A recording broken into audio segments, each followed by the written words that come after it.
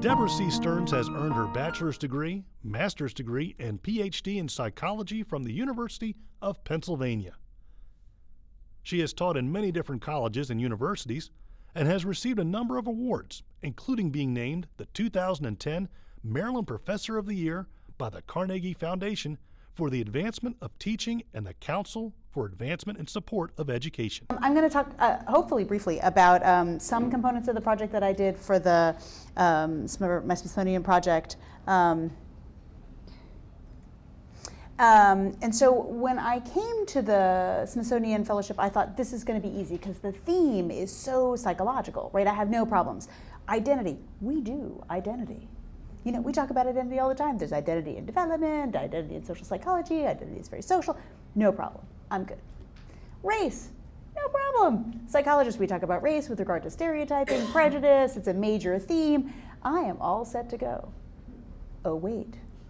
I have to put a museum in there somewhere. Okay, that's harder. Because I couldn't figure out how am I going to get students to go to the museum and have that still be relevant to course content and have that not be a diversion, right? Because that's, you know, unlike art, but we don't usually go to museums. And so I was struggling. And then I had this inspiration. Aha, the idea is that to think about museums not as precisely a source of information like another book, and not to think about museums as a place where students are going to go learn about psychology, but to think about museums as a place where people are trying to present impressions of a particular group. Right? Not all museum exhibits are going to do that, but quite a few of the Smithsonian exhibits that were available during the courses that I was working on did actually. They're presenting essentially, you know, who are we as a group, and a number of these are not just presentations of a particular ethnic or racial group, but they're presentations that are deeply informed by members of that ethnic or racial group. So it started to connect with this idea of self-presentation that comes from Goffman. Okay, Goffman's a sociologist, but we'll pretend he's a psychologist for the moment. And Goffman talks about this idea that we're all trying to present ourselves. We all want you to see us in a certain way. And so we dress a certain way, and we act a certain way, and we talk in a certain way. And that way you'll see us the way we want to be seen. And of course, we know that we do form impressions of other people, not just as individuals, but also as groups. We have impressions of, oh, this group of people is like this.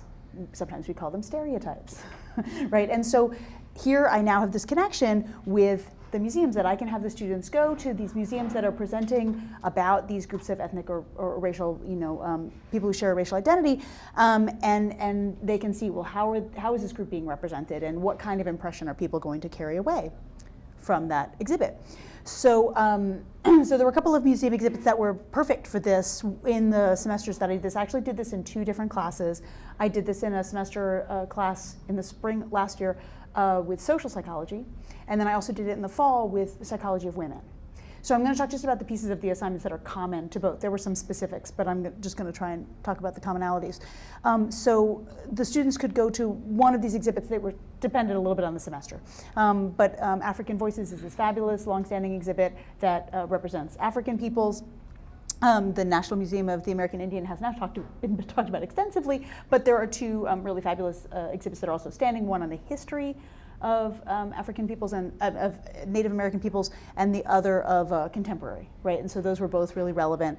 The National Portrait Gallery had 2 exhibits. One is the standing exhibit, The Struggle for Justice, which several people have talked about. And although it's not precisely a representation of an ethnic or racial group, it does represent ethnic or racial groups who are struggling for, well, justice in the United States. And so that was also really useful. And then there is a temporary exhibit that I believe is still going on at the Portrait Gallery, also fabulous, Asian American Portraits of Encounter, which my Psychology of Women students were able to use. So I wanted to ask these students 2 things. One is go and look at the exhibit, and using the images, the objects, the text, how is this group being represented? What are they trying to say about this group? And then as a separate question, what effect is that representation really going to have?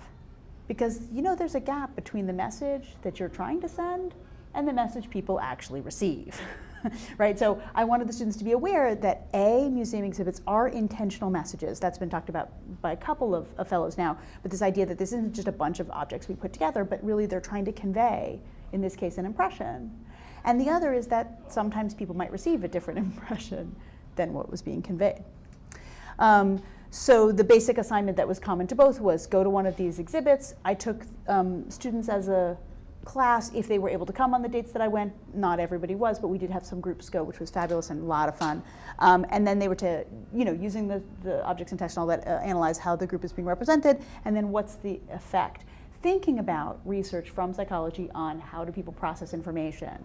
How do we process information that challenges our stereotypes? What are the stereotypes people are walking in with? How is that going to influence how they're going to receive this information? So I'm trying to keep it connected to course content as much as possible.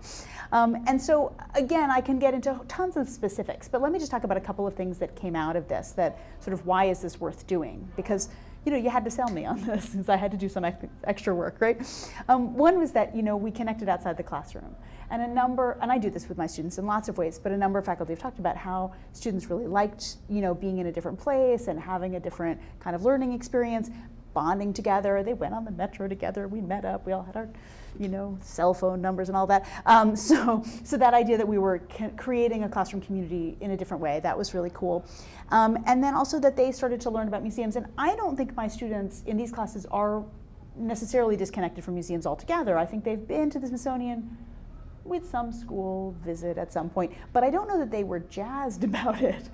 And I think this really kind of revitalized it for them a little bit. And I love this quote, from one of my students, and I'm kind of glad that Manjula's not here now, because it says, "I don't see a trip to a museum as boring and tired now. Right. I see it as an enormous classroom with knowledge and fun. Next year I will take my whole family to the museum and share what I've learned from this experience." So okay, she'd like that last part, right? So that they were kind of like excited about this idea of going in the future. What I was more, I love the community part, but I was really more invested in this idea, are they going to start to critically examine museum exhibits? And I'm using that as kind of a proxy for them to critically examine media messages more generally, right? Not just museum exhibits, but television and advertising and news media, like everything they're getting. And so this was a proxy, and I think the answer to that is absolutely yes. That they stayed longer in the museum than they would have otherwise. They looked at it with a much more careful eye.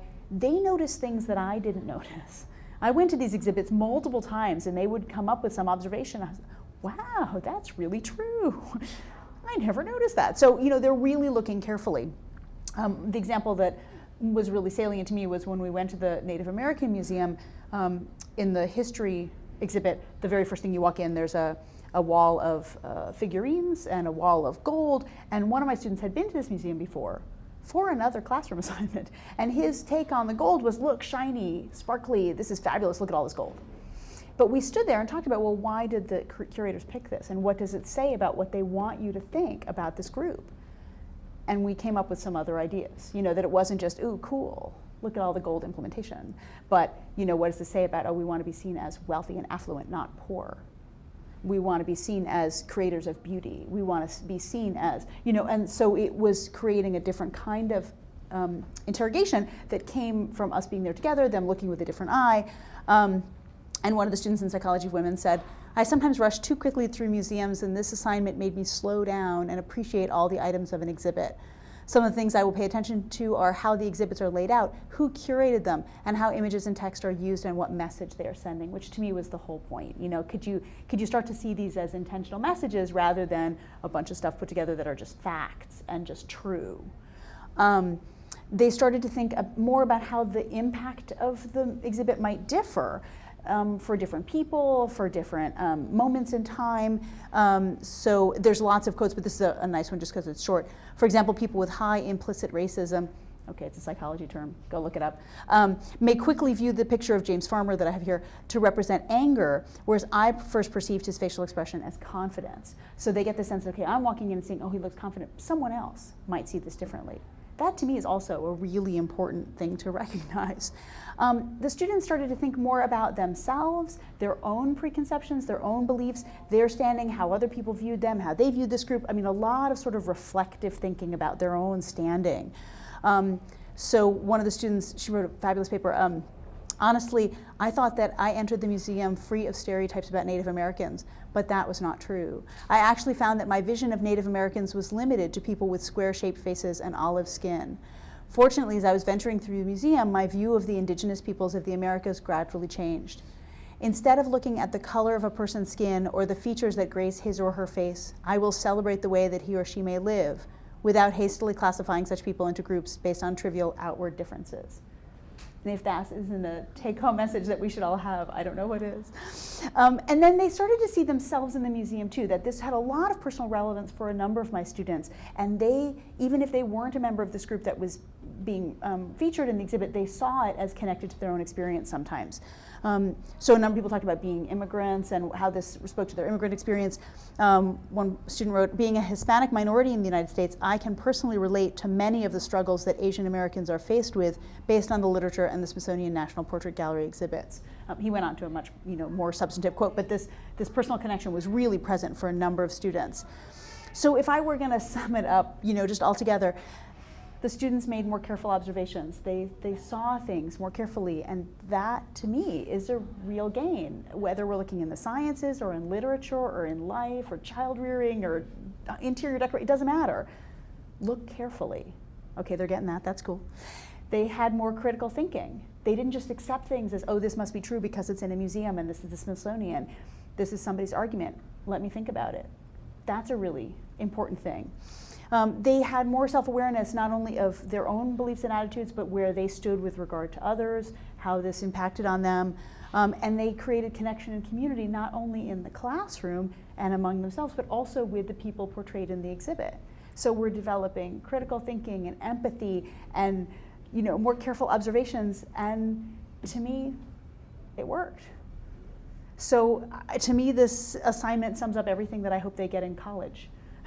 So one assignment, it's a whole college experience. And so I want to really, I'm so excited that we're obviously going to go back to museums and all of that, and I really want to thank Mimi and Sarah and all of the fellows and you who are still here, and Manjula and the interns and everybody, because it really was an amazing experience for me to learn more about museums and how they're put together, and for my students to have this just amazing educational experience.